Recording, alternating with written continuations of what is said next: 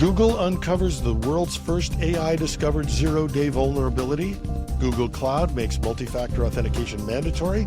Hackers infiltrate a French energy firm and demand $125,000 in baguettes. This is Cybersecurity Today.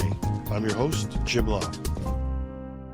Google has announced that its AI-driven system, Big Sleep, has uncovered a zero-day vulnerability in the real-world code of SQLite, an open-source database engine used globally. This marks the first time, at least publicly, that an AI agent has successfully discovered such a critical, exploitable vulnerability, a significant milestone for the future of cybersecurity. Developed jointly by Google's Project Zero and DeepMind, Big Sleep uses a large language model to assist in finding security flaws before hackers do. Project Zero, known for its elite team of ethical hackers, combined its expertise with DeepMind's leading AI research to create Big Sleep, an agent capable of navigating code in ways even the most sophisticated human fuzzers can't always manage. The vulnerability Big Sleep uncovered was an exploitable stack buffer underflow, essentially a door left ajar in the back end of a widely used software. Google's Project Zero promptly reported it to SQLite in October, and it was patched before any official release, protecting users from potential exploitation. Finding a vulnerability in such a well-known, well-fuzzed system is an exciting result, said the Big Sleep team, although they admit this is still highly experimental.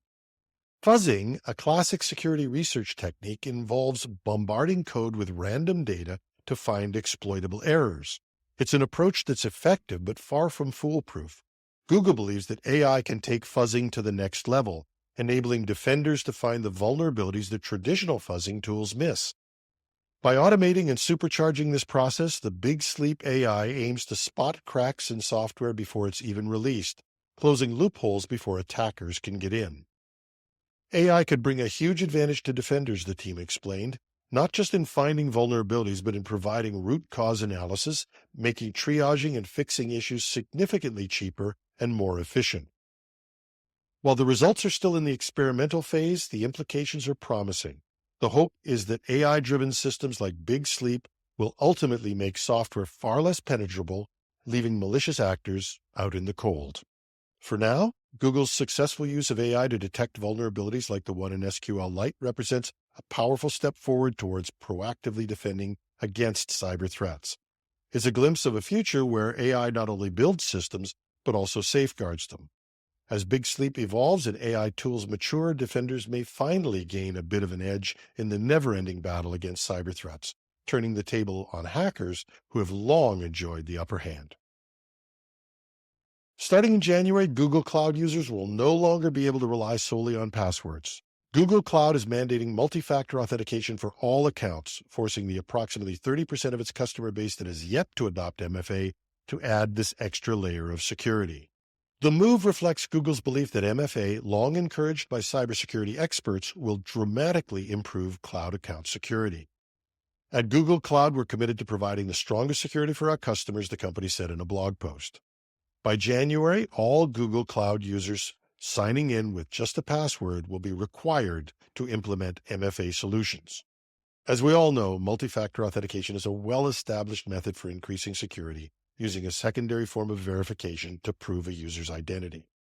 Google first introduced two-factor authentication for its users in 2011, evolving it into more secure forms like phishing-resistant security keys and even passkeys.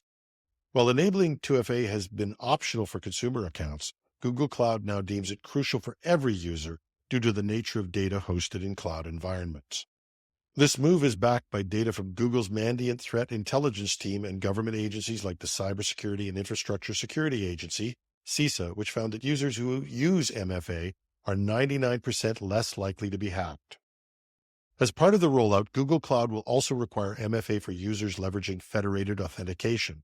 Here, Google is offering flexibility by allowing customers to choose whether to enable MFA through their identity provider or directly through Google's system.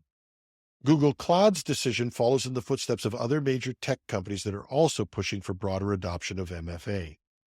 AWS recently announced plans to enforce MFA for privileged accounts, while Microsoft implemented a similar policy for Azure administrators.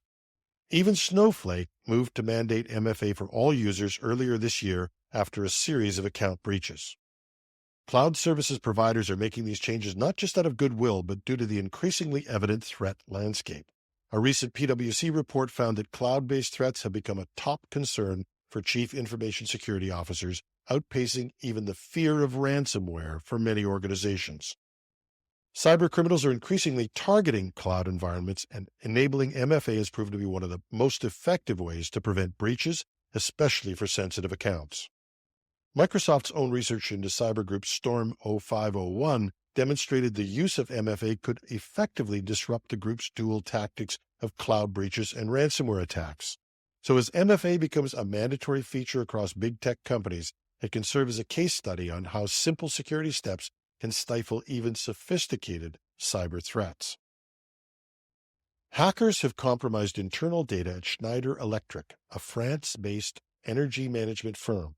Schneider representatives confirmed that roughly 40 gigabytes of internal project tracking data was breached, including issues and plugins. The hackers, however, are demanding their ransom in baguettes. The threat actor, known as Greppy on X, formerly Twitter, taunted Schneider Electric in a weekend post. "Hey, at Schneider Elec, how was your week? Did someone accidentally steal your data and you noticed? Shut down the services, restarted without finding them? Now you shut down again and the criminals seem to have taken more juicy data?"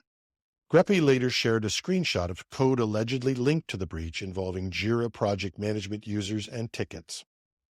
Greppy told Bleeping Computer that they breached Schneider's Jira server using compromised credentials and scraped 400,000 rows of user data with a mini orange REST API, including 75,000 unique email addresses and names of Schneider employees and customers.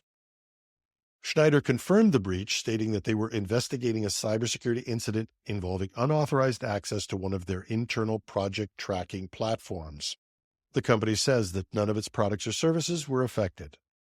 In a dark web post, the hackers demanded $125,000 in baguettes to avoid publicizing the stolen data. They also acknowledged that if Schneider acknowledged the breach, which it has, the ransom would be cut in half. Though the mention of the baguettes is clearly a joke, and the half a loaf is clearly a joke, the situation still leaves Schneider in a sticky predicament, although a company that size probably has the dough to pay up if they want to. Sorry, couldn't resist. That's our show for today. You can find links to reports and other details in our show notes at technewsday.com. We welcome your comments, tips, and even the occasional bit of constructive criticism at editorial@technewsday.ca. I'm your host, Jim Love. Thanks for listening.